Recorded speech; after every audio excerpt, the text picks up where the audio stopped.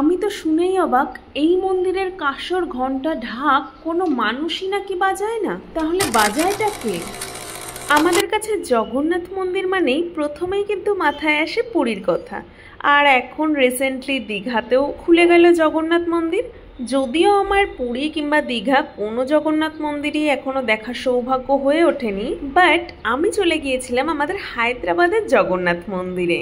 এই জগন্নাথ মন্দিরটাও কিন্তু বেশ সুন্দর, চলো তোমাদেরকে ঘুরিয়ে একবার দেখাই। সকাল সকাল আমি আর সৌগত মিলে বেরিয়ে পড়েছিলাম জগন্নাথ মন্দিরের উদ্দেশ্যে। আজকে ইচ্ছা আছে সারাটা দিন ওখানেই কাটাবো, তো এখানে ক্যাব বুক করতেই ব্যস্ত।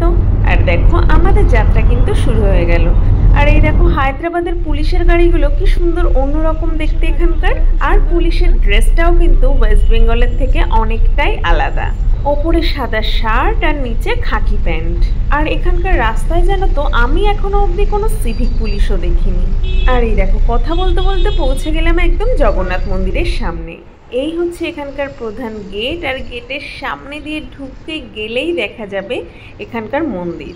যদিও এটা এখনো আন্ডার কনস্ট্রাকশন আছে। আর এখানে কিন্তু এই একটা মন্দির না, পুরো মন্দিরের চৌহদ্দির মধ্যেই আছে অনেকগুলো টুকরো টুকরো মন্দির। দাঁড়াও এখানকার 360 ডিগ্রি ভিউটা তোমাদেরকে একবার দেখাই, তাহলেই বুঝে যাবে কোথায় কি কি আছে। এই দেখো এইটা হচ্ছে একটা মন্দির যেটা এখনো আন্ডার কনস্ট্রাকশন। চারিদিকে আরো প্রচুর মন্দির হচ্ছে, ওইদিকেও এখনো দেখছো হচ্ছে। আর মেন মন্দির কিন্তু আর আমরা যাব। আর এই যে দেয়ালের মধ্যে ভাস্কর্যগুলো থাকে আমার যে দেখতে এত ভালো লাগে। আর সাউথ ইন্ডিয়ানরা সব পুজোতেই নারকেল ফাটায়, এটা হচ্ছে সেই নারকেল ফাটানোর জায়গাটা। আমি মানে কিছু একদম দেখতে পাচ্ছিলাম না, আজকে এতটাই রোদ ছিল। আর এই হচ্ছে এখানকার রথ। আমরা যেহেতু রথের দিন আসিনি, রথের দিন তো প্রচুর ভিড় হবে, ঠিকঠাক দেখতেই পারবো না ঘুরে মন্দিরটাকে। রথের জন্য এটাকে এখানে রেখে দেওয়া হয়েছে, রথের দিন রথটাকে টেনে বার করা হবে। এই হচ্ছে আসল মন্দিরটা, দেখো কি সুন্দর না। চলো এবারে ভেতরটায় যাওয়া যাক। ভেতরটা দেখো কত পরিমাণে সুন্দর, এত কালারফুল, ওই জন্য দেখতে যেন আরো ভালো লাগে। আর দেখো এখানে এসে একটা নতুন জিনিস দেখলাম, পুজোর সময় যে কাঁসর ঘণ্টা ঢাক বাজে এটা কিন্তু এখানে মেশিনে বাজানো হয়। এখানকারের জন্য কোনো আলাদা একটা লোকেরও প্রয়োজন হয় না কাঁসর ঘণ্টা ঢাক বাজানোর জন্য।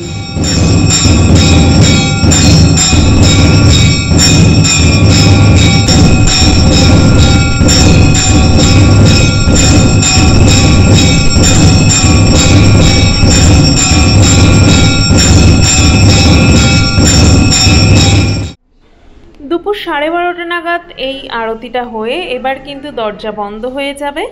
আর হায়দ্রাবাদের একটা কি জিনিস ভালো, এখানে যতই গরম পড়ুক না কেন এত পরিমাণে হাওয়া বয়, এই গরমটাকে যেন কিচ্ছু মালুমই হয় না।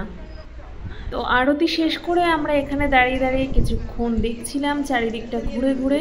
আর দেখো এই সামনে যে জায়গাটা দেখছো এখানে হচ্ছিল প্রসাদ রান্না। আর এইভাবে কিন্তু একদম প্রসাদগুলো বিতরণ হচ্ছিল। আমিও নিয়ে নিয়েছি প্রসাদ, ভাত, ডাল, একটা 5 মিশালি তরকারি, পনির, চাটনি আর পায়েস। খাওয়া দাওয়া শেষ করে আর বেশিক্ষণ এখানে ছিলাম না, বেরিয়ে পড়েছিলাম বাড়ির উদ্দেশ্যে, কারণ আমাদের বাড়ির থেকে মন্দিরটা অনেক দূর। চলো তবে আজ যাই, আসবো আরেকদিন।